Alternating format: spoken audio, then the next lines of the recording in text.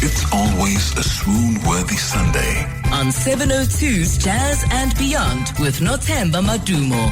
And you on 702.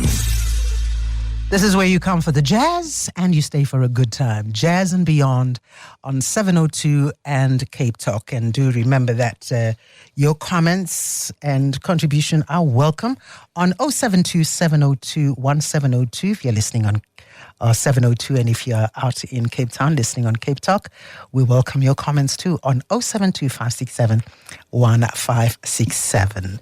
And Joseph Gerassi is in the studio. He's, of course, the executive head of Redhill School, and he is a very passionate man and an advocate for progressive and innovative education. And I was lucky to be invited to the Redhill Festival, Arts Festival, this past weekend, and I really had a great time. And I'm just, because I love the arts myself, I'm just glad that there's actually a school that focuses on the arts like Redhill School here in Johannesburg. Joseph, how are you? I am so good and so wonderful to be here with you. It is a pleasure to have you.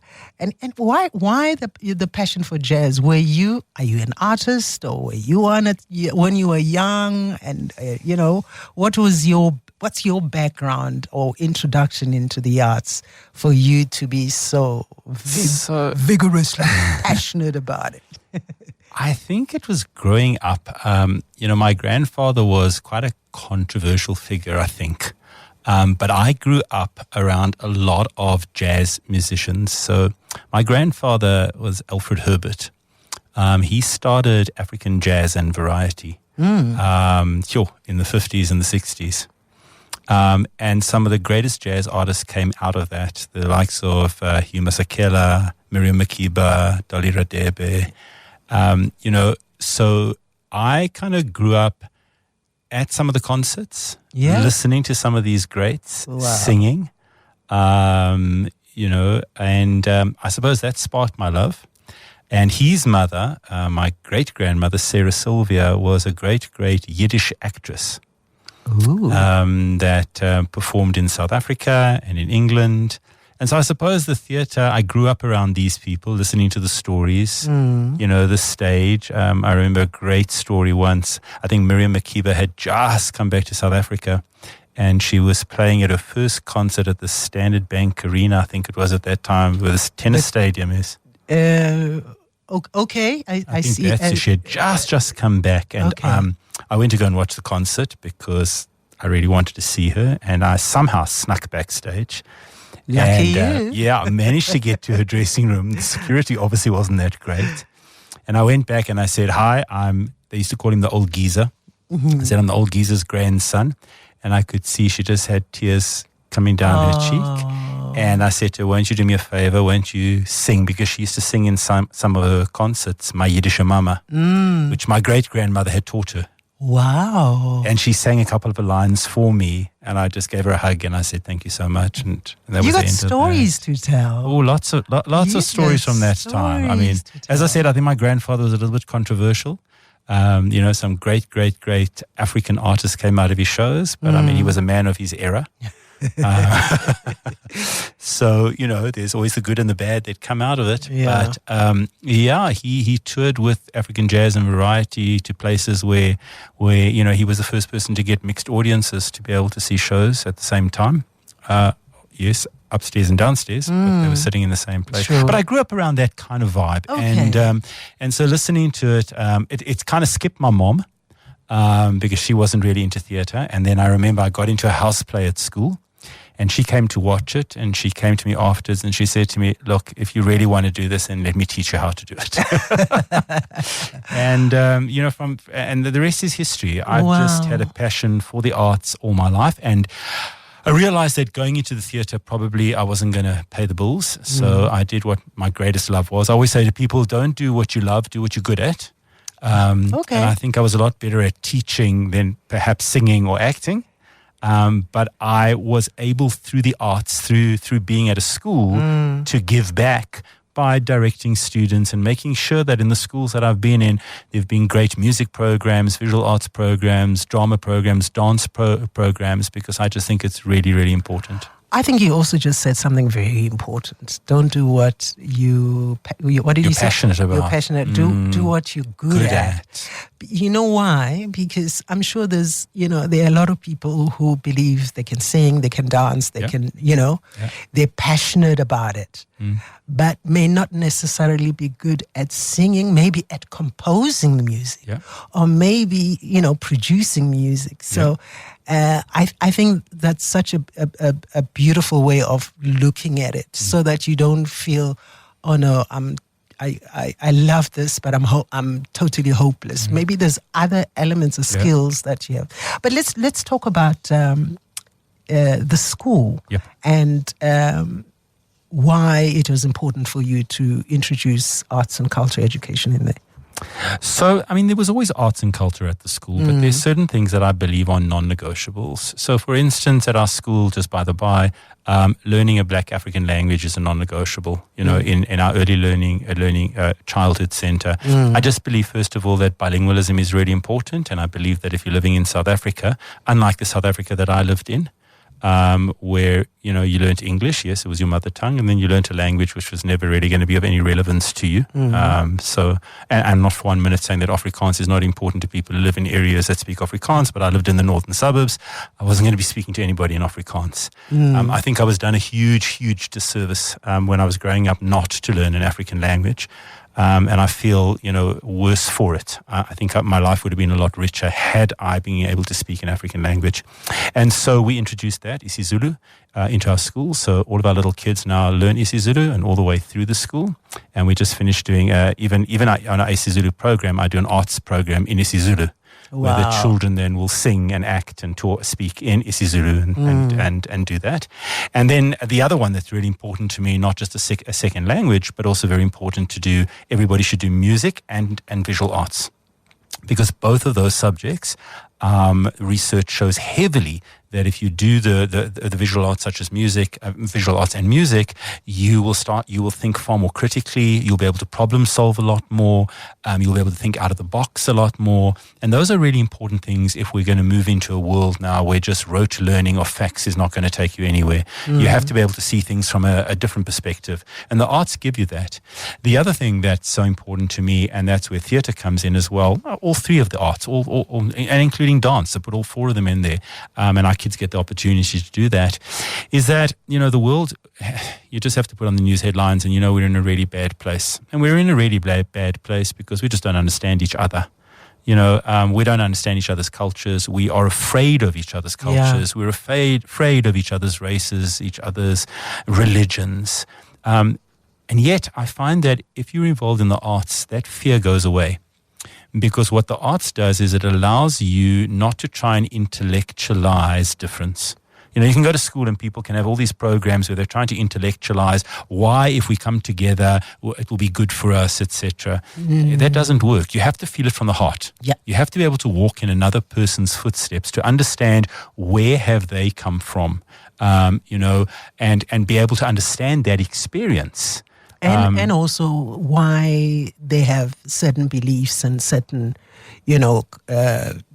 cultures and certain way in which, they live their lives. Absolutely. So that's all important. And through the study of art, theatre, music, you come into contact with different people and different kind of, different songs, different plays who tell different stories.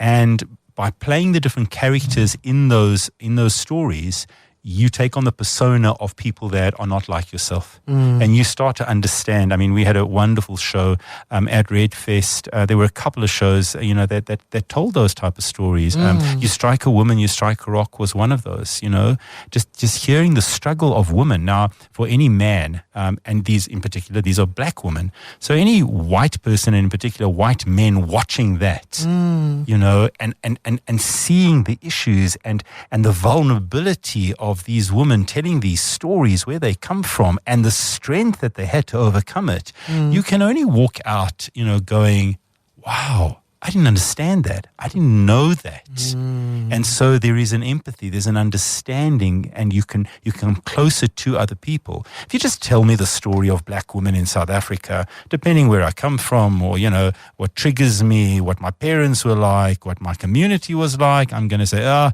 it's just another diversity issue, another D&I issue. I've had enough of it. But when you sit in the theater and you hear the words, well, you can't help but starting to come closer and bridging those gaps. And I think, these are really important things. And the younger children are involved with these kind of discussions. They will then grow up into people that will be empathetic, understanding people, who hopefully will be the problem solvers of our future. What do you say to an argument? Because, I had when I was at the Red Fest, and on that first day when the visual arts exhibition was happening, one of the parents, I was speaking to one of the parents whose daughter as artwork was also on display. Yes.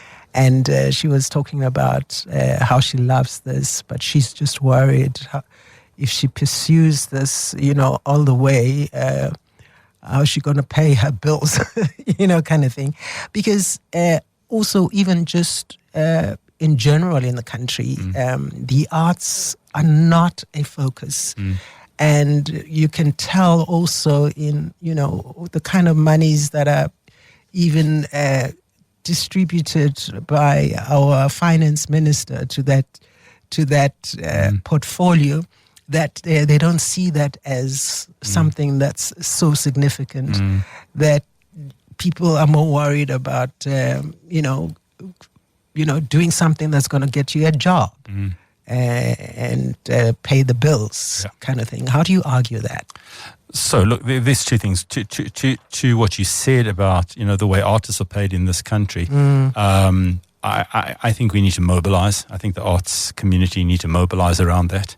I just think it's an absolute atrocity. And I work with these guys that come to Red Fest, and I see the brilliant work that they do, and they can't earn a living, and it's not right in a country like ours to be able to do that. But that's one story. In terms of, will I be able to pay the bills? That's what I say when I go back to what we spoke about earlier. Are you really good at art? Or do you just love it? Now, two things come out of that.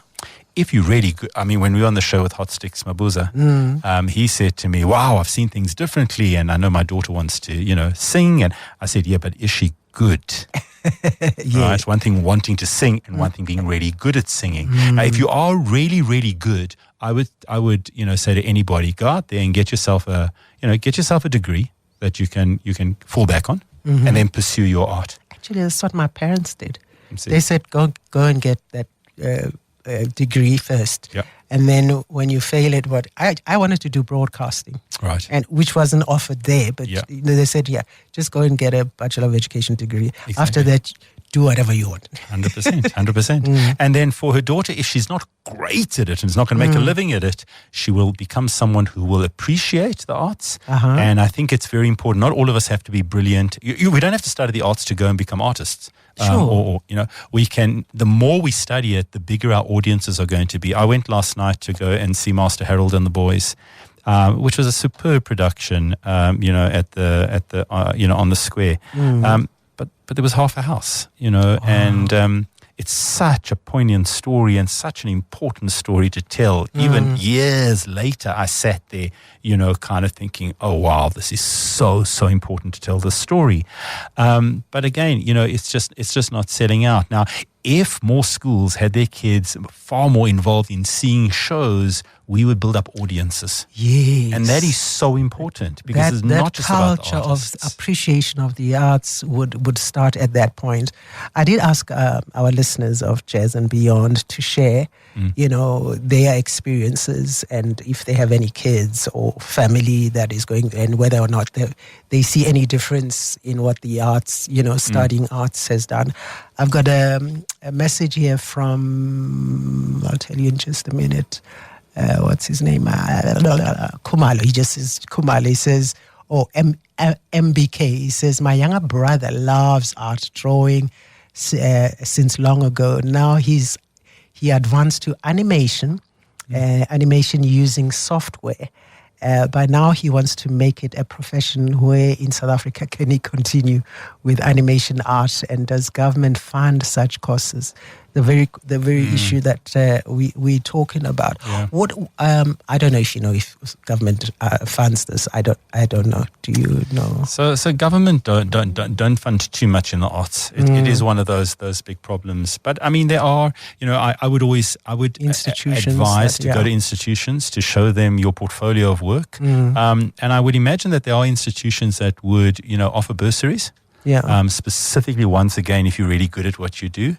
I do that all the time. If I've got really good musicians that come in who can't afford to be at Redhill, I would offer them a bursary, because I believe they need to be in a place where their creative art can be grown. So I think that is important. But what's interesting about what he's had to say there is that, in visual arts, there's so many other professions one can go into, like animations. I think AI is going to be really important when it comes to the visual arts and creativity. And there's so many other things you can go into. So I think also people need to think outside of the box. If you're thinking about theatre or you love it, you should think about broadcasting. There's sound engineering, there's light engineering, lighting design, there's costume design, there's set design, there's film. There's so many different, there's advertising. There are a lot of other ways. It doesn't have to always just be on the way that you think it should be. But as you said, it's not an easy profession. And one has to really be passionate and good at what one does to go into it. I think if you are and you get to the right institutions, hopefully then you'll be able to find a place and you'll find the sponsorship to do what you need to do. Yeah. I mean, I love the arts as an appreciator. And also because of the impact it has on me emotionally, spiritually, psychologically. And I would imagine just that, and spiritually, that for an artist or someone who is passionate and doing the art, that's even more. And I'm just curious as to how that affects the kids in terms of their performance academically as well, and also just as a full human being who all these other elements, not just what the curriculum, the academics element is. Now they probably grow in all these other human elements that are very important. Yeah, I think all of the arts allows us to experience the human experience. Right, because in every one of these arts, if you're painting from your soul. Yeah. You're having to dig deep down, to be creative, to find an experience that you can bring to the fore. If you're acting, you've got to be able to look into yourself and find, where is it? Where can I dig deep inside myself so that I can bring this character to life? And so you've got to challenge yourself. And I think, coming to grips with the human experience and everything that gives us does allow us to become more human in the way we look at the world and our experiences as well. And, for the audiences out there, I would imagine most of them love the arts. They're listening to your program, so they love jazz and they love that. But I mean, as I wrote in a column the other day, I said, it's not just about, force your children to go to the arts. Don't ask them whether they'd like to go. When I first went to see my first production, my mother didn't ask me, would you like to go and see this production? She'd bought the tickets and said, we're going, right? And I think it's so important, because if schools and parents don't drag their kids along, they will never just go, because this is a click generation. They want to see everything in 12 seconds, and then that's it. They don't have the patience. Yeah. But I've seen when you take them to the theatre and they come out of that experience, they are so filled with questions, and it's amazing. It was a masterpiece. I so loved that. So we got to get them to the theatre. Yeah. A friend of mine last weekend took her sons to go and see Sarafina. Oh, wow. And they had been like, Mom, I mean, the apartheid era, that was then, this is now. But after they came out of there, she says they were depressed the whole day. They were like, Mom, we didn't know it was this bad. Yeah. You see what I mean? Yeah. Exactly. Yeah. We are running out of time. And I know we can talk forever. Absolutely. But I think just on the last thing, for anyone who may be curious as to, what art, education actually happens at Redhill, in case they're thinking, oh, maybe you could take my kids there. Yeah. What happens there? So right from kindergarten all the way through till the end of grade 6, all students do music, visual arts, and drama. Then from grade 6 to grade 10, they have to take 2 of those subjects. And then from grade 10 onwards, because we now start move towards exams, etc., it becomes optional. But we run programs right throughout. We have orchestras, we have jazz bands, we have rock bands, we have marimbas, we have dance, we have theatre, we have musical theatre. We're now starting. We've got a film studio. We've got our own radio station. Yeah, I saw that. So whatever kind. And now with our new revamped theatre, we're going to be working with the kids on kind of backstage design. Stage design, lighting design, Fantastic. sound design. So if your kids love theatre and they want to be at a really good school academically as well, Redhill's it's a wonderful environment to You grow up guys were number 1 in matric. Was it last year? Yeah, last year. Yeah, the top absolutely. school in matric. Yeah, well No, done. results are pretty good. Well so done, Joseph. It's all the arts, you see. It's all the arts and the creativity. I asked you to pick your favorite jazz song. Yeah. And you picked Nina Simone. Yep. Feeling Good. Why? So I got to know about Nina Simone when I went to I'd always known about Nina Simone, but I went to the Edinburgh Festival and I saw a play on her life story. And once again, what I'm saying to people is if you love a piece of music, go and study the artist, because her life and her struggles just meant so much to me that I started to listen to her music. And you listen to it differently when you know. Completely. For instance, we put on a show last year called Vincent, about the life story of Vincent van Gogh. It's a musical. And I took some students overseas. They went to go to the museum to see the Vincent van Gogh art, and they fell in love with it because they knew his story. Wow. So, for me, Nina Simone is someone who struggled through her life, and you can see that her music comes from her struggle. And knowing her life and knowing that made her music so much more. And then she's got a song that's got Feeling Good. So even out of everything that she went through, she could write a song that so grips you called Feeling Good. Just amongst many others, I love Joseph Gerassi, always a pleasure talking to you. And thank you, Swift, for coming through. And I hope our listeners on Jazz and Beyond got some insight into the importance of education, art education at school. Thank you so much. Thank you. Here's Nina, Feeling Good.